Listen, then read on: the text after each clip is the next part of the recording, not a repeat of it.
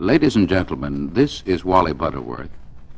Perhaps some of you have heard my radio broadcasts of Voices That Live, which feature the recordings of the world's great singers of the past.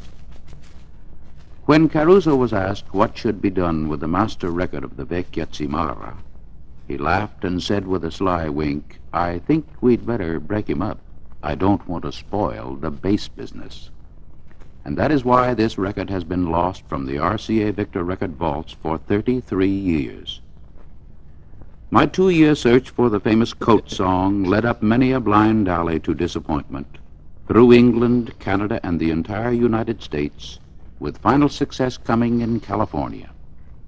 There, his intimate friend, Dr. Mario Marafiotti, had preserved the priceless copy Caruso gave to him, and so we are able to offer it to the world.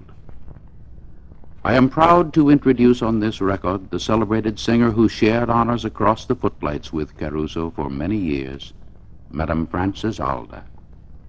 It was she who sang with him that eventful night which preceded the making of this record.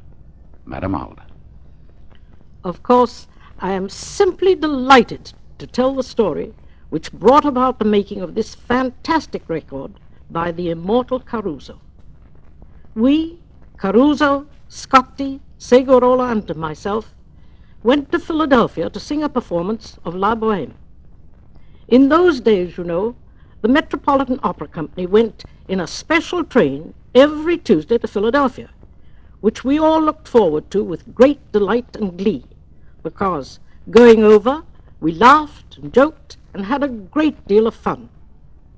During this particular performance of La Boheme, we played a lot of jokes on one another, when, lo and behold, all of a sudden, during the last act, where, as you know, Mimi the soprano lies dying on the bed, Rodolfo the tenor, broken-hearted, sitting by her side, Colleen, just about to sing his famous coat song, turned to us and said, in a very husky whisper, "I've lost my voice.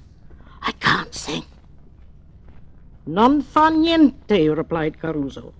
"You just stand still and move your lips, and I'll sing it for you." And sing it he did, marvelously, with his back turned to the audience.